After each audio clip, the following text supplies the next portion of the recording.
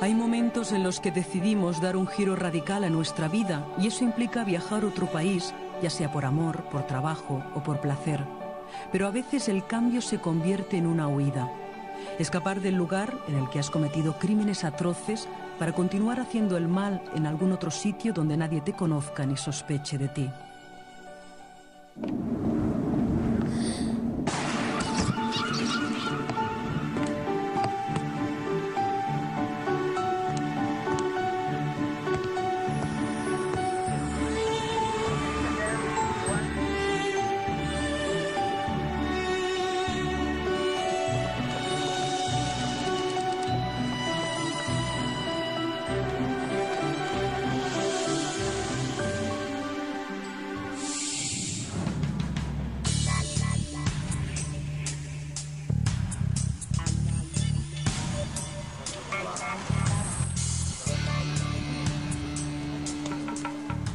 Me han destrozado la vida. Me han destrozado la vida. Es algo que tendré que aprender a asumir y a vivir con ello. Y yo, por eso estoy aquí. Quiero que se abra la investigación, quiero que se investigue y quiero terminar con esto para poder volver. Sé que nunca seré la misma persona. Lo sé. Nadie puede ser la misma persona. No se trata solamente de mí. Una persona que le pase lo que me pasó a mí no puede ser nunca ser la misma persona. Los 4 centímetros que mide la colilla de un cigarrillo Royal Crown cambiarán la vida para siempre a Dolores Vázquez. El ADN impregnado en la boquilla demostrará que mientras ella está encerrada en prisión acusada de asesinato, el verdadero autor está en la calle y buscando a su segunda víctima. Rocío Baninkoff, una joven de 19 años, vuelve a su casa andando por un camino oscuro y solitario. El asesino la ve y decide asaltarla. La amenaza con un cuchillo, pero ella se resiste y grita. La aturde dándole un fuerte golpe en la cara y después de cortarle el cuello le propina un navajazo en el abdomen. A pesar de que está herida, Rocío intenta escapar y sale corriendo, pero el agresor la alcanza por detrás, la inmoviliza y le asesta 8 puñaladas en la espalda. La joven pierde mucha sangre y las heridas son tan profundas que le causan la muerte al instante. El agresor arrastra el cuerpo de la víctima, que pierde las zapatillas, y lo deja en una explanada para que nadie pueda verlo. Junto a otras personas decide trasladar el cadáver en el maletero de un coche a otro lugar más recóndito. Antes de hacerlo se fuma un cigarrillo, tira la colilla, se marcha y pisa con los neumáticos los restos de sangre. La familia de Rocío descubre los restos de sangre y las zapatillas de la joven. Enseguida se forman patrullas de búsqueda en las que participan centenares de voluntarios. La desaparecida es Rocío Baninkoff Hornos, la pequeña de una familia de 3 hermanos. Por favor, a quien tenga a mi hija Rocío, que me la devuelvan, ¿vale? Sana como esté, de la forma que esté, al móvil de mis hermanos, de amigos, de quien sea. Si no quieren ponerse en contacto con la policía, pero quien sea, por favor. La Guardia Civil, que continúa buscando a Rocío, sospecha que puede haber muerto en este descampado. Por eso los agentes fotografían todas las pruebas que encuentran.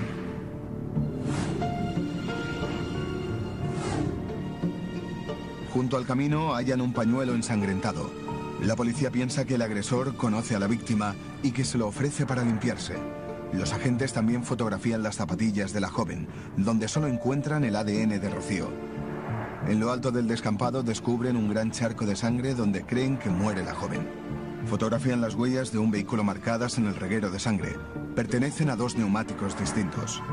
Los agentes marcan con banderas de color blanco un rastro de gotas de sangre que va desde el camino hasta un descampado. Cerca de la escena del crimen localizan la boquilla de un cigarrillo marca Royal Crown.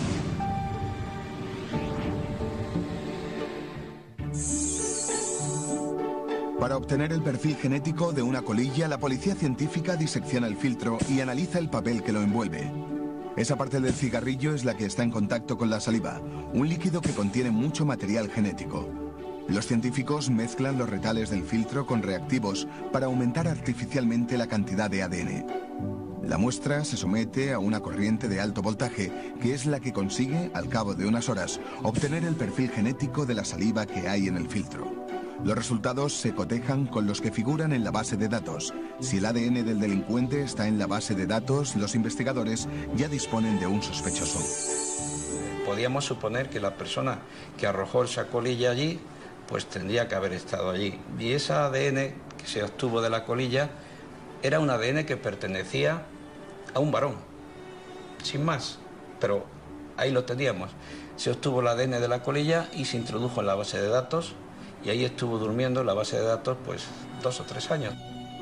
Los investigadores consiguen dibujar un retrato robot del agresor a partir de la declaración de un taxista. También disponen de la matrícula de un coche que les parece sospechoso y que les lleva por primera vez hasta el nombre de Dolores Vázquez. Pero por ahora los investigadores se centran en otra persona, el novio de la joven. Los agentes intervienen su teléfono móvil y le interrogan hasta 6 veces.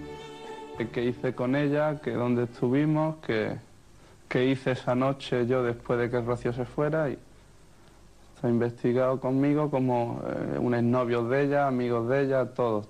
Quiero decirle que detrás de ese novio que no aparece hay un chico que está dolorido, que aparte que ha perdido una novia, encima los rumores de culpabilidad que se le echan a él, pues me estaba doliendo bastante.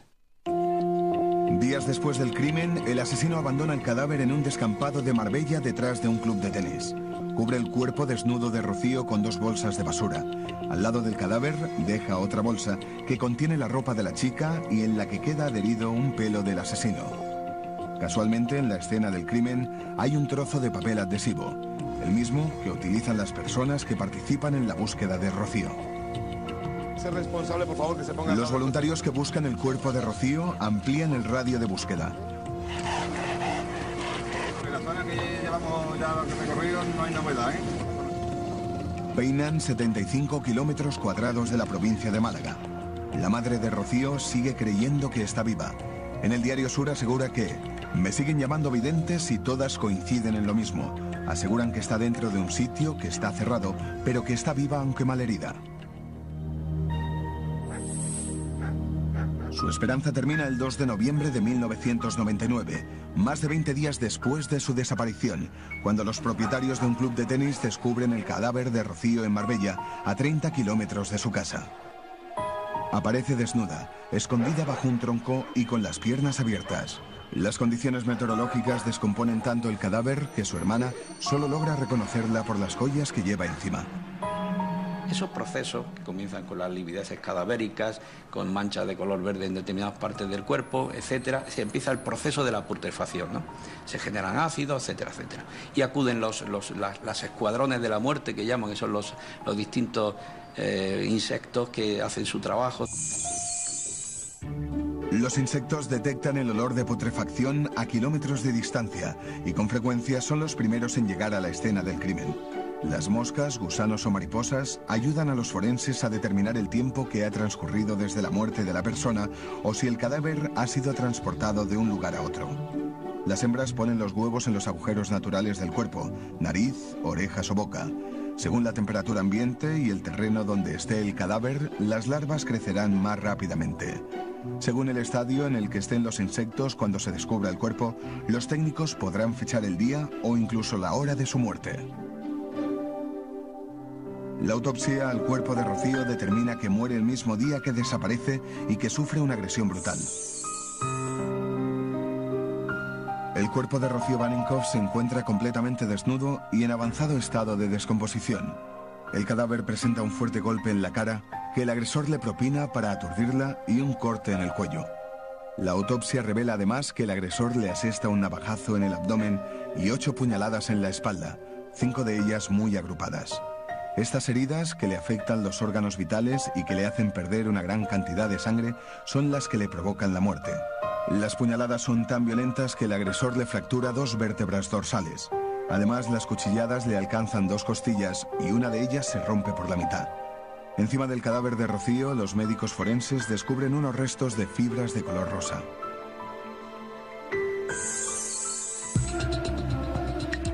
El lugar donde aparece el cadáver está al lado de un restaurante que los tíos de Rocío quisieron alquilar 2 meses antes.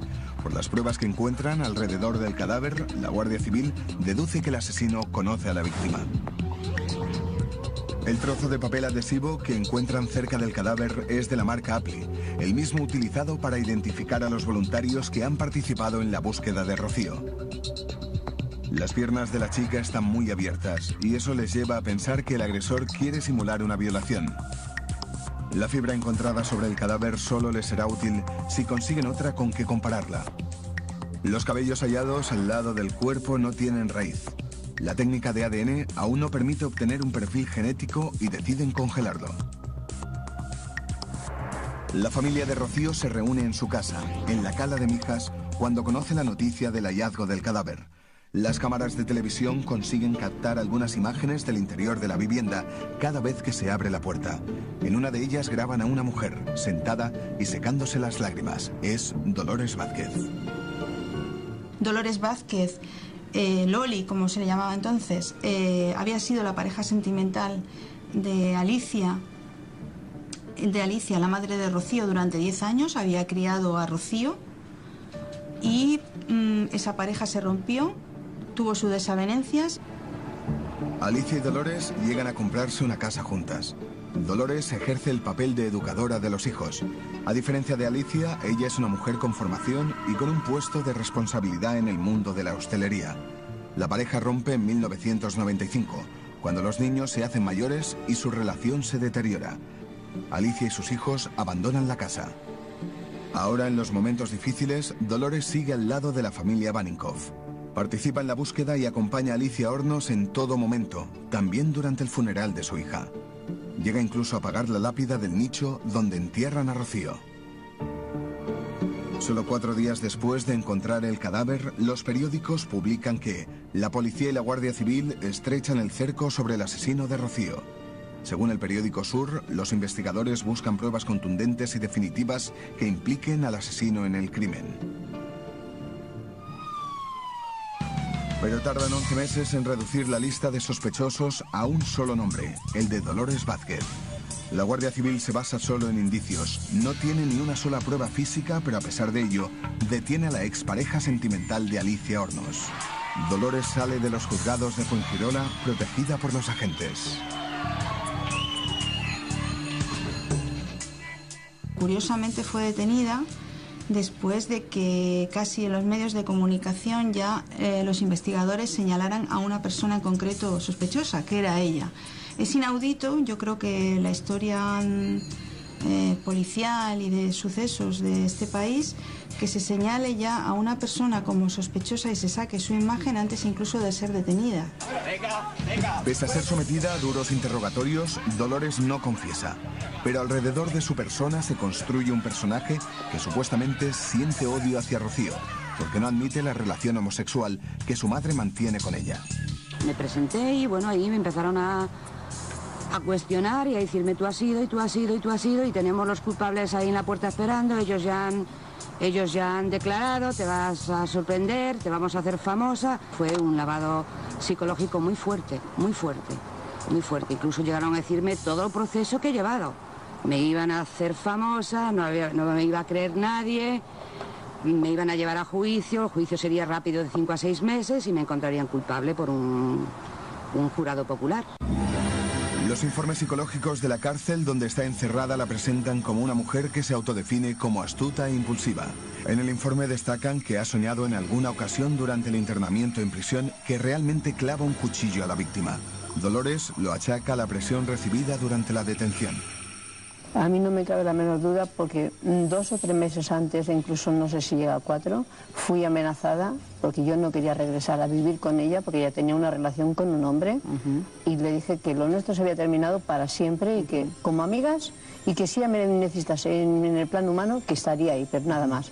Y entonces ella me dijo, vas a llorar lágrimas de sangre y te voy a dar donde más te duela. Le voy a decir a María Dolores Vázquez que si tiene conciencia y es una persona humana, que no sé cómo puede seguir viviendo después de lo que ha hecho. La Guardia Civil no consigue ninguna prueba científica que respalde la acusación contra Dolores Vázquez. El ADN de la colilla no es el de la detenida. Tampoco las huellas de los neumáticos encontradas en la escena del crimen coinciden con las de su vehículo.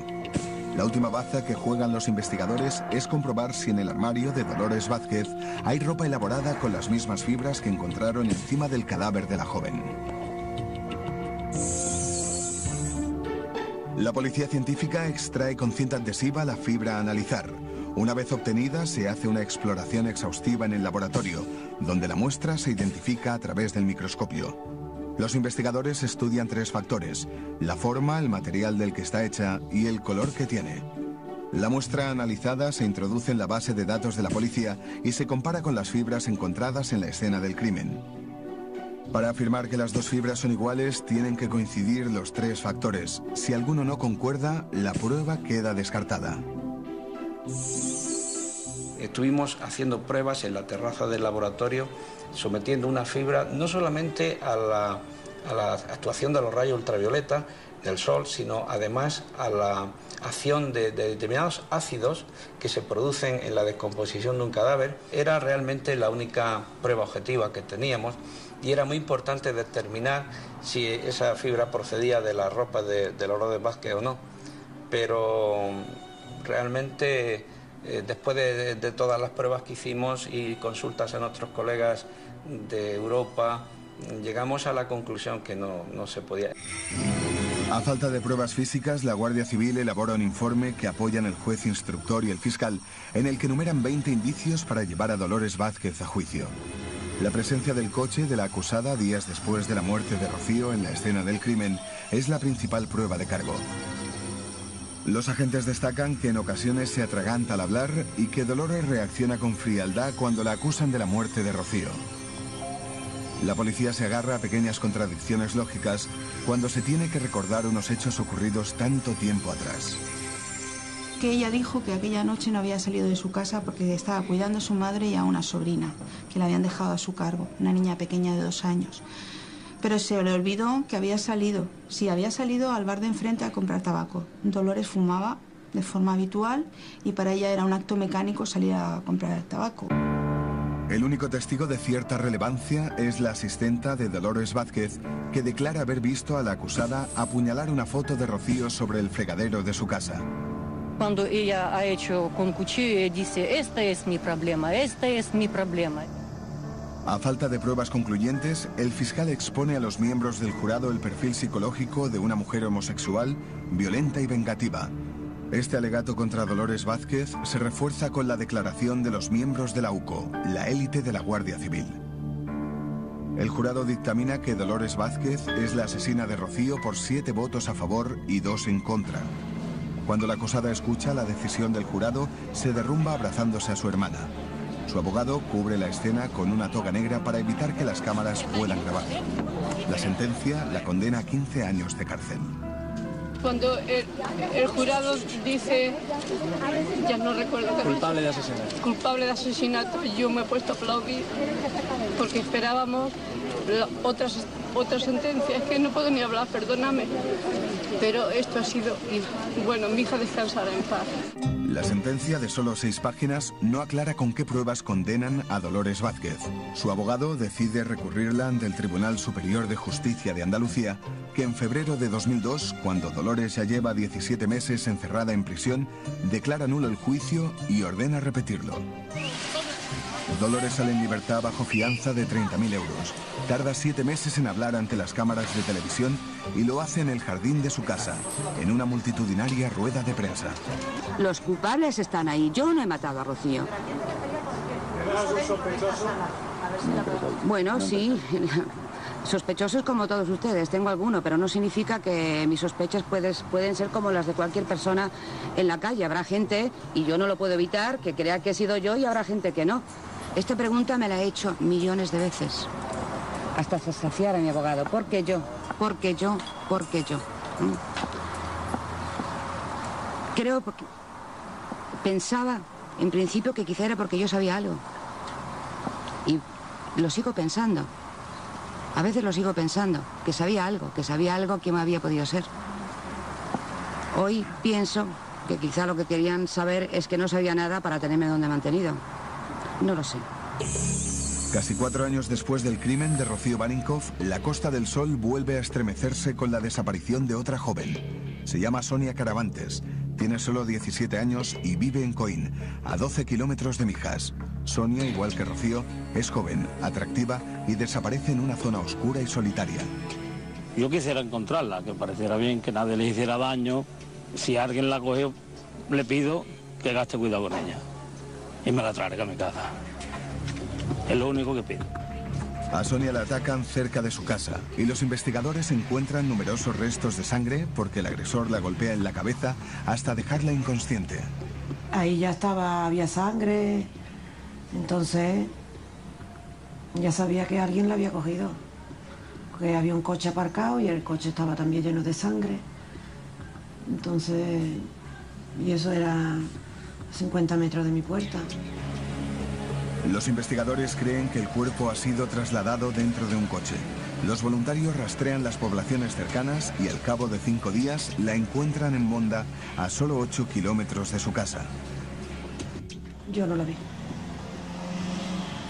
Porque habían pasado ya 4 días, el cuerpo estaba en mal estado. Mi marido quería verla, pero no se la dejaron de ver, solo la dejaron de ver las piernas y estaba muy mal. Aquello era una especie de desenterramiento, entre comillas, porque había que quitar las piedras, pero es que las piedras en sí, que estaban encima del cadáver, podían darnos pistas o podían contener vestigios que eran susceptibles de ser analizados. La autopsia de Sonia descubre que antes de morir recibe casi 40 golpes. El cadáver presenta 15 lesiones externas entre hematomas, heridas y rasguños y 22 lesiones internas. La autopsia revela que el agresor golpea a la víctima en la cabeza hasta destrozarle la mandíbula. Lo hace con tanta fuerza que le arranca un diente. Además, según el informe forense, el cadáver tiene numerosas hemorragias internas en la cara, la cabeza, el pecho y las costillas producidas por los violentos golpes. Tiene la clavícula izquierda completamente fracturada y graves rozaduras y rasguños en todo el cuerpo porque el agresor la arrastra antes de matarla. Finalmente le quita la camiseta y la estrangula con ella, provocándole un traumatismo en la tráquea que le produce la muerte. En las uñas y los pliegues de las manos de la víctima se encuentran restos de sangre y piel humana.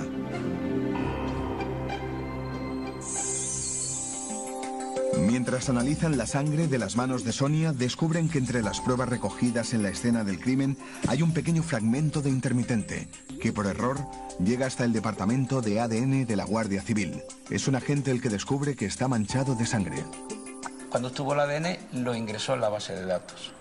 Enseguida, nada más empezar, en la pantalla le dio un match. Lo importante fue que el match que le dio no fue un match cualquiera, sino que le dio un match con la colilla que 3 años antes se había encontrado en el lugar donde habían asesinado a Rocío Baninco.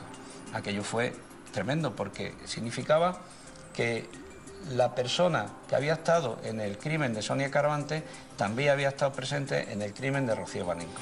La noticia es portada en todos los periódicos. Una prueba de ADN vincula los crímenes de Sonia Caravantes y Rocío Baninkoff y destaca que los primeros sorprendidos fueron los propios agentes. La noticia pone en el punto de mira a la Guardia Civil. No solo se discute que hayan llevado a juicio a una mujer que puede ser inocente. Ahora se trata de detener a un asesino en serie del que tienen su ADN, pero no su identidad. La intuición de la exmujer del asesino será la que dará a la Policía Nacional la pista definitiva.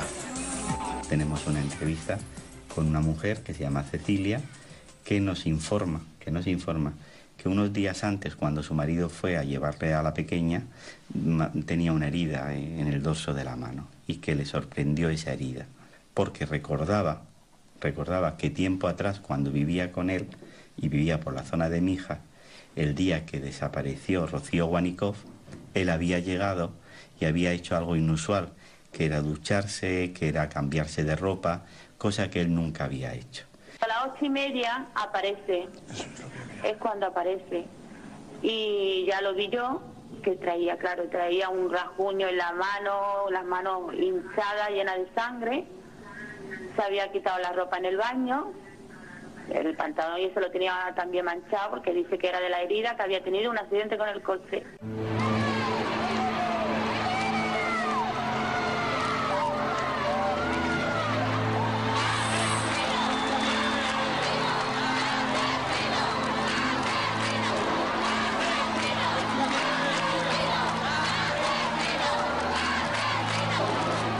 La Policía Nacional detiene a Tony Alexander King, un británico de 39 años, afincado en España, donde trabaja de camarero. King, aficionado al culturismo, pero sobre todo al alcohol, pasa inadvertido en una zona en la que viven 180.000 británicos. La policía lo traslada a su casa para iniciar un registro en el que deben localizar las pruebas físicas e irrefutables que demuestren que es el asesino de Rocío y de Sonia. Los agentes sacan de la casa bolsas con prendas de ropa que puedan contener ADN de King para compararlo con los restos encontrados en las dos escenas del crimen. Los agentes del Laboratorio de Criminalística de la Guardia Civil buscan en los calzoncillos de Tony King una muestra biológica para obtener su perfil genético. Pero aquella noche especialmente tenían mucha prisa los investigadores y bueno, nosotros empezamos, no recuerdo, a trabajar a las 12 o las 1 de la madrugada y a las 3 o a las 4, cuando terminaron los procesos, salió. Simplemente pues se vivió una noche un poco especial. Los resultados son positivos. El ADN de los calzoncillos de Tony King coincide con el de la colilla de Royal Crown localizada en el lugar donde matan a Rocío y con los restos de sangre del fragmento de intermitente encontrado en el crimen de Sonia. Su presencia en los dos crímenes queda demostrada. Los investigadores consiguen incluso situarle en el solar donde abandonan el cadáver de Rocío Baninkoff. El pelo hallado junto al cadáver, que no tenía raíz y que lleva 4 años congelado a 80 grados bajo cero, también pertenece a King. El británico vive en Alorín el Grande desde hace 5 meses con su nueva compañera sentimental y sus 3 hijas. Ella nunca llega a sospechar que el hombre con el que comparte cama es un asesino múltiple. Mariluz Gallego, la mujer con la que vive, ni siquiera sospecha nada cuando después del crimen de Sonia Caravantes llega a casa salpicado de sangre y vistiendo un abrigo de invierno en pleno agosto. Que había salido, no podía dormir, que había salido a comprar tabaco, que había tenido un accidente con el coche, traía la mano destrozada, las rodillas también con sangre. ¿Y esa ropa que él llevaba no volvió, no tuvo ocasión de poderla ver nunca? Cuando yo llegué a casa ya estaba lavada. Ya estaba lavada. Y después que había tenido un accidente con el coche, le pregunté qué hacía con ese abrigo, claro, porque en ese tiempo que no, la verdad que no. Decía que después del accidente se había metido en el coche y se había puesto el abrigo, que lo tenía en el maletero, que era de no sé quién. ¿Y tú le creíste? Hombre, claro, yo le creí. Cuando tú vives con el asesino, salvo que haya una evidencia muy certera y muy franca delante de tus ojos, no sueles llegar a la conclusión de que esa persona que tú has elegido, de la que te has enamorado, de la que durante un tiempo has pensado que puede ser tu pareja para siempre, pueda ser alguien tan extremadamente peligroso y, en definitiva, una especie de monstruo. La sorpresa es aún mayor cuando la policía descubre el pasado criminal de Tony King. Su nombre real es Tony Bromwick, más conocido por la prensa inglesa como el estrangulador de Holloway. El británico asfixia en este barrio de Londres a 5 mujeres con un cable eléctrico hasta dejarlas inconscientes para luego abusar de ellas. Pero en el Reino Unido no mata a ninguna de las chicas a las que asalta. Si tú consigues satisfacerte sexualmente porque la mujer está quieta, ¿cuál es el paso siguiente? ¿Cuál es el escalón que hay que subir? Que la mujer esté muerta. Y eso promete una nueva recompensa al asesino. Ya no vas a poder tocarla únicamente cuando esté muerta, además vas a vivir la sensación de matarla. Tony King llega a España en 1997 y al año siguiente Scotland Yard comunica a las autoridades españolas que el británico supone un riesgo potencial para las mujeres. Pero su nombre no se incluye en los ficheros policiales. Solo un año después matará a Rocío Baninkoff. Eso no se coloca en el tablón de anuncios. Por lo tanto, si hacemos una pregunta general a la Guardia Civil, al Cuerpo Nacional de Policía, ¿ustedes han recibido todos esta información? Le van a decir que no, y con verdad. Y por tanto serán 1 o 2 investigadores los que puedan conocer las informaciones que transmite Interpol. Y yo he perdido a mi niña, y el ministro Acevedo no ha perdido ninguna. Si tienen que pagar, que paguen. Pero mi niña tenía 17 años y no tenía que haber muerto. Y cuando un país te dice lo que hay, no tiene por qué, tiene que investigar a esa persona y vigilarla, a ver dónde está y qué hace. ¿Y cómo se gana el dinero? Si tiene mujer, si tiene hijos, a ver, ¿qué es lo que hace? Porque yo estoy en mi casa y yo no me meto con nadie. ¿Por qué? Tienen que venir a quitarme a mi niña a mi puerta. Ya Interpol y la policía británica no nos demanda más información, ni nos dice síganlo ustedes o vigílenlo ustedes o procedan a la detención. Simplemente nos piden información. Nosotros confirmamos que este señor vive allí, pero al cabo del año es cuando se produce lo de Rocío Waníkov. Y la Guardia Civil a nosotros no nos solicita absolutamente ningún tipo de información. Tony King confiesa los dos crímenes e incluso escribe una carta a las madres de las dos víctimas. A la familia de Rocío Waníkov le pide disculpas y asegura tener el alma enferma por el daño y dolor que ha causado. Dice que está enfermo y que necesita ayuda. A la madre de Sonia Caravantes le escribe que atropelló a su hija estando borracho y que no sabía lo que hacía. Asegura que está avergonzado y le pide perdón. A mí que no me venga de perdón porque nadie me va a devolver a mi niña. Si él me devuelve a mi niña, yo lo perdono. Pero si no me devuelve a mi niña, aquí no hay nada. La detención de Tony King no supone el final del calvario para Dolores Vázquez. Ahora debe demostrar que no tiene ninguna relación con el británico y por eso comparece por segunda vez ante los medios de comunicación. Confirmo, lo niego y por favor enseñadme una fotografía porque yo ni siquiera la he visto.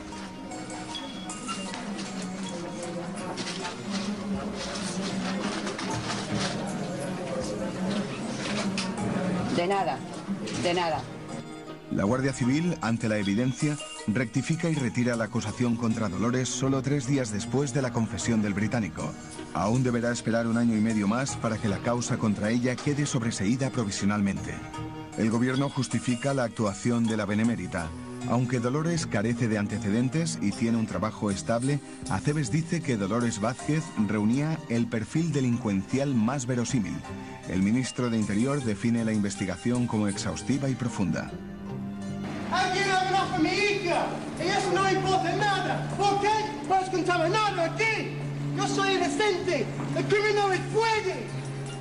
A Tony King el arrepentimiento solo le dura unos meses.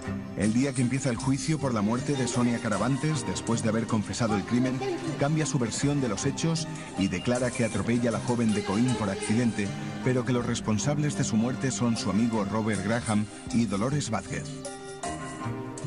Que cuando volvió al coche alguien le golpeó en la cabeza y luego se encontró dentro de un coche con la chica al lado en el asiento trasero, con la chica que ya estaba inconsciente. Los forenses demuestran que Tony King miente.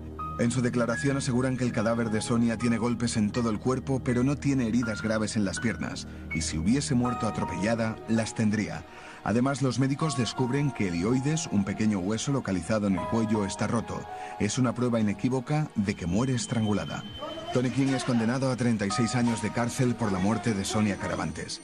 La sentencia explica que tras haberla golpeado, la despojó de sus vestiduras. Le tocó en sus partes íntimas, senos y nalgas, al mismo tiempo que continuaba golpeándola.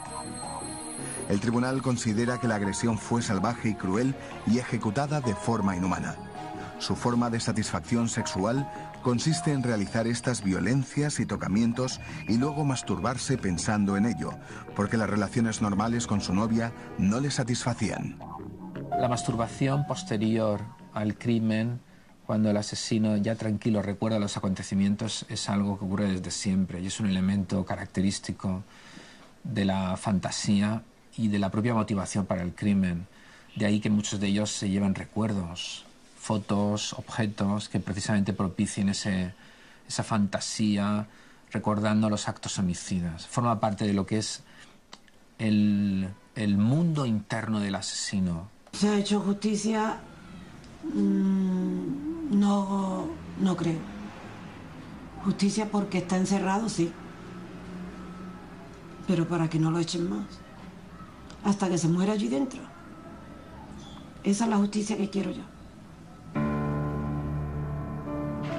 Mientras Tony King espera en prisión el juicio por la muerte de Rocío Waníkov, aparece una nueva prueba que vuelve a situar a Dolores Vázquez en el centro de todas las miradas. 6 años después del crimen, alguien deja delante de la casa de Rocío una bolsa de plástico que contiene ropa interior de la joven manchada de sangre y colillas con el ADN de Dolores Vázquez. Esta vez será la propia Guardia Civil la encargada de desmontar la posible validez de esa prueba. El laboratorio de criminalística es concluyente. Las evidencias se reciben todas en una misma bolsa y pueden estar contaminadas. Aunque Alicia Hornos insiste en que la bolsa es una prueba que implica a Dolores Vázquez, el juez la rechaza. Alguna persona con no muy acertado criterio y, por supuesto, dando patadas al intelecto y con una indigencia absoluta sobre lo que es el respeto a los derechos humanos, ha dicho que a lo mejor es que la madre tenía esa bolsa. ¿Cómo va a tener la madre la bolsa con la braga del crimen si la madre no participa en ese crimen? Vamos a ser un poco serios. Tony King es el único acusado por la muerte de Rocío. El británico, que llega esposado a la audiencia de Málaga, se enfrenta a una pena de 26 años de cárcel. King encuentra en Dolores Vázquez el blanco perfecto para descargarse de culpa, aunque no es el único en sostener que en el crimen de Rocío participan otras personas. En todos sitios, 8 personas mezclan con ella, no yo. No puede condenar a mí para asesinato. Venga, todo es culpa de Dolores Vázquez. Jodeme antes su segundo juicio. Venga, que viene mala. Yo creo que Tony King, Dolores Vázquez y Graham fueron los autores del asesinato de mi hija. ¿Quién levantó la arma? ¿El puñal? Pues no lo sé. Pero Tony está ahí implicadísimo. Pero no solo él, según. No solamente él. Con mi hija él solamente no puede. Desgraciadamente ha creído a pie juntilla una versión que le dio en su día a la Guardia Civil, una investigación que se hizo que resultó errónea, y ella sigue pensando y creyendo a pie juntillas esa versión. Las pruebas que aporta la policía solo incriminan al británico. La colilla de Royal Crown le sitúa en el lugar donde matan a Rocío y el cabello al lado del cadáver demuestran que ha estado en el sitio donde abandonaron el cuerpo. El jurado no cree la versión del británico y lo condena a 19 años de cárcel por asesinato, que se suman a los 36 por la muerte de Sonia Caravantes, 55 años de prisión en total. Pero lejos de cerrar definitivamente el caso, la sentencia deja abierto un pequeño resquicio para la sospecha. Es una sola frase en la página 4, donde después de describir cómo Tony King mata a Rocío, señala que el acusado no fue la única persona que participó en los hechos. Eso ya es palabra de fe, eso es cosa juzgada, con lo cual lo que han dicho los jurados ya es la piedra angular para tirar adelante con un nuevo juicio que nosotros en su día interpondremos la correspondiente escrito de acusación contra Dolores Vázquez y contra Terry Graham. Tony King cumple condena en la prisión de Granada. Solo ha salido de la cárcel para asistir al entierro de su hija, que muere ahogada en una piscina. El Ministerio de Justicia ha indemnizado a Dolores Vázquez con 120.000 euros por los 17 meses pasados injustamente en prisión. Ella pedía 4 millones de euros. Nadie podrá devolver a esta mujer su vida anterior. En una libreta anota los sitios a los que va y cuando sale siempre intenta hablar con alguien, un posible testigo en caso de juicio. Su cara quedará para siempre relacionada con el crimen de Rocío. Ahora no coge el teléfono de su casa si no sabe quién llama y huye de los periodistas. Cada mañana cuando entraba allí, en ese juicio, en esa sala, le temía más a esas cámaras que a nada, porque estabais encima mía. Me sentía como un animal cuando yo no he hecho nada. No he matado a nadie, ni a Rocío, ni sé nada. Y mirad por lo que he pasado. Y eso nadie lo puede entender, nadie lo puede entender.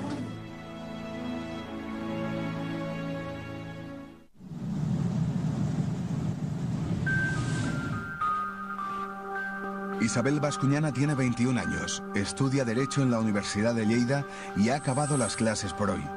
Llama por teléfono a su madre para decirle que pasará por el bar a comprar un bocadillo antes de volver a casa. Minutos después, se dirige al parking del centro lúdico para recoger su coche. En ningún momento sospecha que alguien la está esperando.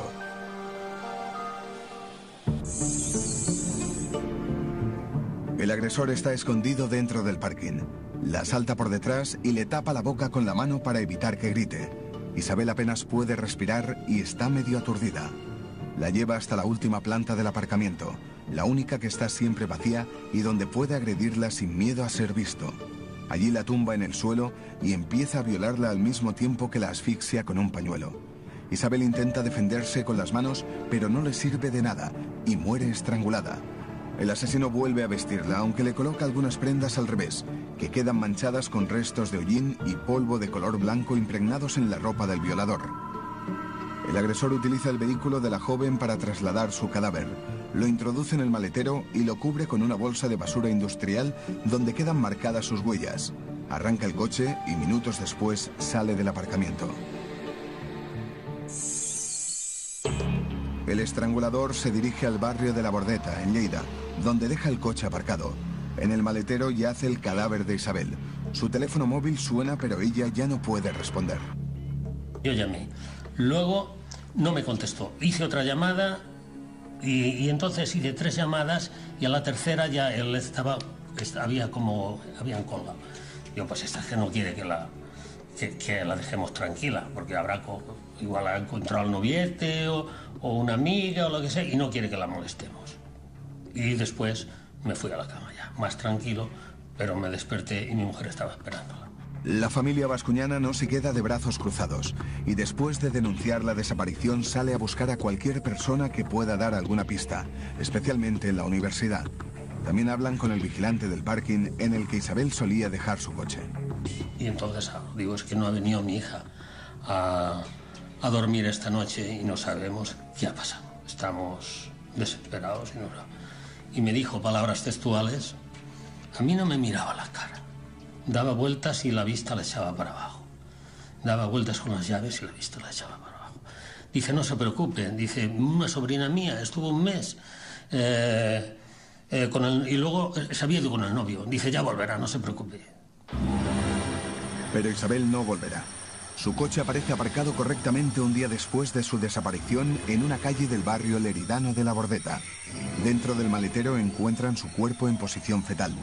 Las primeras conclusiones de la policía ya hablan de asesinato y de agresión sexual. Pudimos comprobar que había estado vestida, seguramente por su agresor, porque algunas prendas las tenía mal atadas o puestas al revés. Entonces me despertó mi hijo, el grande, Vicente, y me dijo, papá, la Isabelita se nos ha ido. Entonces yo le pregunté, ¿y cómo así? Dice, la han encontrado en el coche, pero yo pensaba que la niña, alguno para robarle, la habían apuñalado. El cuerpo sin vida de María Isabel Bascuñana aparece dentro del maletero de su coche. El cadáver está tapado con una bolsa grande de basura negra. A simple vista los agentes se dan cuenta de que este no es el escenario donde han ocurrido los hechos, porque no hay restos de sangre. La policía marca la apertura del vehículo y comprueba que no ha sido forzado. Debajo de esta bolsa yace el cuerpo de Isabel con un lazo blanco atado al cuello y vestida con la ropa al revés. La víctima tiene debajo de las uñas lo que podría ser sangre. La policía marca una botella de agua que está en el maletero y que podría tener el ADN del asesino.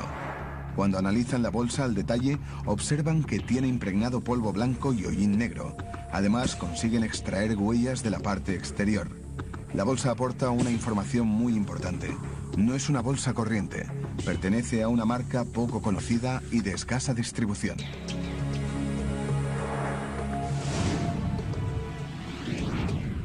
La bolsa abrió 2 vías de investigación. Una fue la fabricación de la misma. Pudimos encontrar el fabricante, el distribuidor y por extensión los lugares donde vendían este tipo de bolsas, que eran limitados, o sea, no era de venta al público, era especializado para empresas de limpieza, y nos estableció, entre otros lugares, la Universidad de Lleida y el centro lúdico donde Isabel cerraba el coche en el parking. La primera línea de investigación se centra en el entorno de Isabel, porque los Mossos creen que la agresión sexual puede ser indicio de un crimen pasional. Pero la policía catalana analiza el registro de llamadas del teléfono móvil de la víctima y encuentra una llamada inesperada. Y vimos que la última llamada que había hecho Isabel era esa donde llama a su casa para decir que no iba a cenar, y la próxima que realiza es su teléfono móvil, ya es a las 11:30 a un número erótico, una línea erótica, un 807. Entonces intuimos que esa llamada ya la hace el autor del crimen. Tenemos una hora para establecer la muerte y el lugar donde se produjo y el lugar donde se abandonó. La causa de la muerte es clara. Isabel Bascuñana ha muerto por asfixia. El pañuelo que llevaba atado en el cuello le deja una marca clara de estrangulamiento.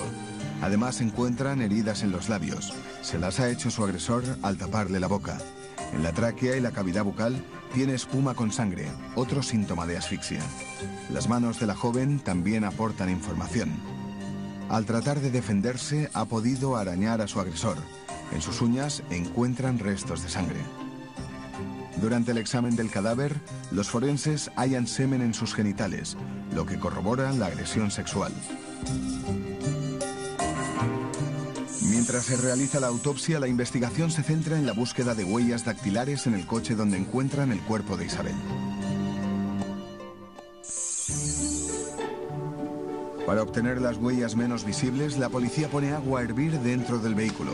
Cuando empieza a evaporarse, calientan el cianoacrilato, un producto que en estado gaseoso se adhiere a las huellas de cualquier superficie. El líquido también hierve. Los vapores de agua y de cianoacrilato se mezclan y perfilan las huellas dactilares que a medida que pasan los minutos se van haciendo más visibles. Con una linterna comprueban cómo van apareciendo. En este caso la marca es de una mano entera. Los agentes la enumeran y la fotografían. El siguiente paso es resaltar la visibilidad con polvos blancos para poder trasplantarla con un papel adhesivo. Han podido recoger la huella de la mano entera. Ahora solo tienen que cotejarla para saber a quién pertenece. Las huellas que encuentra la policía científica en el coche no aportan ninguna información. Los agentes continúan su trabajo analizando con la misma técnica del cianoacrilato la bolsa de basura que cubre el cuerpo de Isabel Bascuñana. Y estas huellas las encontramos más o menos en lo que es la parte central que iba más hacia a tapar la parte de la cara, ¿no? Y allí es donde encontramos estas huellas que sin ningún género de dudas, estas huellas son de haber tapado, haber dejado esa bolsa encima del cuerpo de Isabel. La unidad científica de los Mossos d'Esquadra se emplea a fondo para conseguir extraer con claridad la identidad de las huellas recogidas en la bolsa de basura industrial. En la base de datos policiales, las huellas encontradas no dan ningún resultado, lo que significa que el asesino no está fichado. Mientras, los Mossos d'Esquadra recogen huellas de todos los posibles sospechosos, entre ellos el vigilante del parking, Gilberto Chamba, porque debió ser una de las últimas personas que vio con vida a Isabel Bascuñana.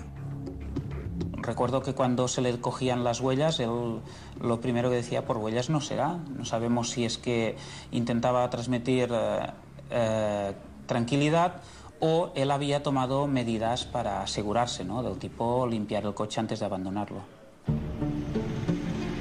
La actitud del vigilante hace sospechar a los Mossos, que le someten a un estrecho seguimiento. Sus movimientos le delatan porque visita varias agencias de viaje con una petición sospechosa.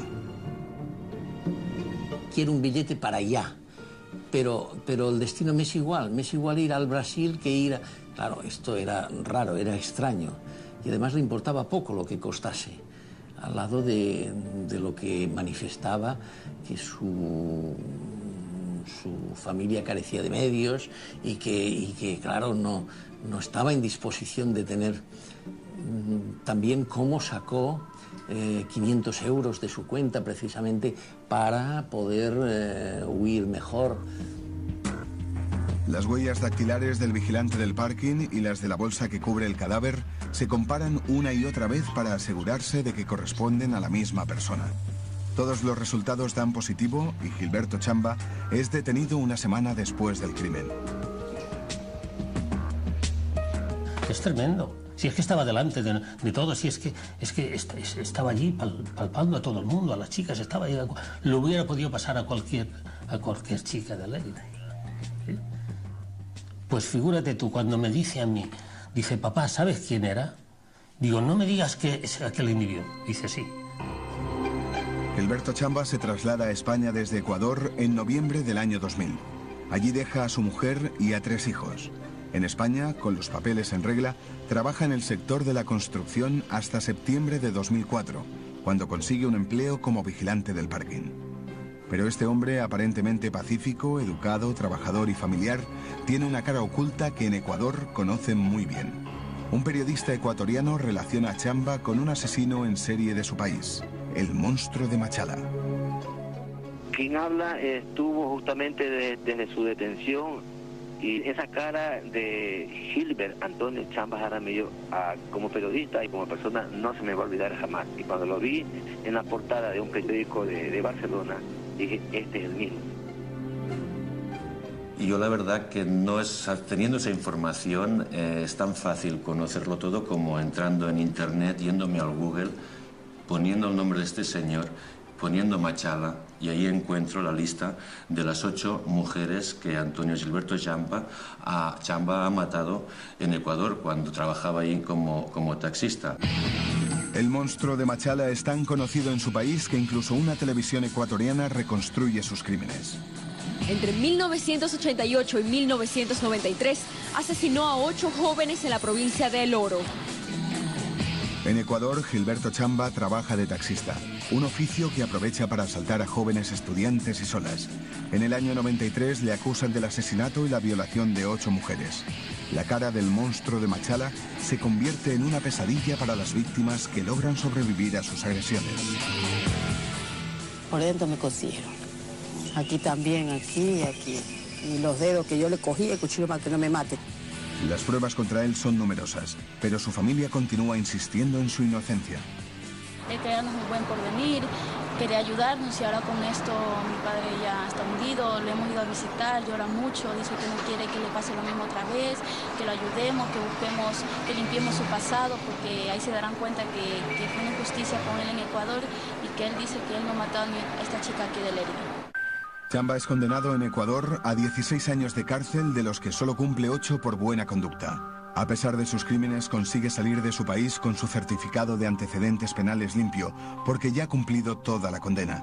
Ni siquiera consta su estancia en prisión. Y entonces, claro, nos quedamos asombrados al ver que alguien con tantos asesinatos detrás hubiera podido entrar en España, hubiera podido legalizarse por arraigo, y además lo hubiera podido hacer saltándose casi todos los trámites legales. ¿Y cómo puede ser esto? Tampoco igual no es culpa de nuestras fronteras, sino que el origen del problema está en Ecuador, donde a este señor se le ha dejado libre aún sabiendo que podría volver a matar, como así hizo. Después de hacerse pública la identidad del asesino, crece la indignación en Lleida porque hay más víctimas que lograron escapar y que ahora le reconocen. Una de ellas es una prostituta rumana que consigue huir con la ayuda de un cliente, pero que no denuncia la agresión porque no tiene papeles. Dice, porque no teníamos papeles, teníamos miedo de... Y el otro, dice, porque era un padre de familia español. Y se cayó. Si me están escuchando... esto es un pecado enorme, esto es lo peor. Me he quedado sin mi hija. Ellos hubieran denunciado tanto a las prostitutas como a este hombre, mi hija estaría viva. Las pruebas contra Gilberto Chamba aumentan con la identificación del semen encontrado en el cadáver, que junto a las huellas de la bolsa de basura serán la base de la acusación contra el ecuatoriano. Casi 2 años después, Gilberto Chamba declara ante el tribunal que lo juzga. El ecuatoriano mantiene su inocencia, pero no tiene coartada, y lanza una teoría: que hay personas que le quieren mal, y de ahí que apareciera su semen en el cuerpo de la víctima. Afirma que tuvo una relación con una chica colombiana que se guardó el preservativo con su semen para introducirlo en el cuerpo de Isabel e inculparlo del crimen. ¿Por qué le extorsionaban a usted? Quería verme destrozado a mi familia, a mí especialmente en la cárcel. ¿Es cierto que piensa que después de la relación sexual se guardó esta compatriota un preservativo sí, con semen suyo? Tuve relación la única noche que tuve con ella, entre cuántas cervezas que me haya tomado, conversando con amenaza, y llegaba el tiempo del dinero y me descontrolé totalmente. ¿Y cuándo fue esto? ¿En qué fecha fue esta relación? ¿En qué fecha fue? Fue justamente al otro día que la desaparición de la chica. El único día que tuve con ella la relación y hasta donde pude verla a ella. Es decir, que coincide la relación con la desaparición de la chica. Sí, señor. Chamba pretende que creamos algo extraordinario. Que una persona, conocedor de que él es un asesino convicto de Ecuador, quiere buscarle la ruina en España. Y por eso introduce semen obtenido en un momento de placer, ajeno a todo acto de violencia, en el cuerpo de Isabel Bascuñana. ¿Quién puede creer eso? Entonces yo al ver a aquel individuo no me dio no pena ni sino que cómo es posible que haya llegado este bicho aquí, esta bestia que haya llegado aquí y otra vez lo estén juzgando aquí por lo mismo después de 8 por mi hija. ¿Cómo es posible? ¿Quién ha consentido que llegue este individuo aquí? La teoría de Chamba no convence al tribunal porque las pruebas científicas no pueden ser más contundentes. La audiencia provincial le condena un total de 45 años de prisión, la mayoría por la violación y el asesinato de Isabel Bascuñana. Gilberto Chamba tiene un enorme riesgo de reincidencia, porque tiene un veneno en su corazón. El sexo para él es pleno cuando al mismo tiempo mata a la persona con la que realiza el acto sexual. Y eso es un auténtico problema. Hay un enorme riesgo de reincidencia. A pesar de que la entrada en España del ecuatoriano es legal, el caso abre el debate sobre si el control internacional de asesinos, aunque hayan cumplido condena, debería ser mucho más estricto.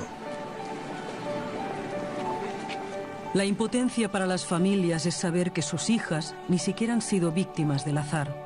En la barra de un bar o en la entrada de un parking, puedes saludarte cada día con un asesino, sin que nadie indague en los oscuros secretos de su pasado, hasta que un buen día decide que su nueva víctima seas tú.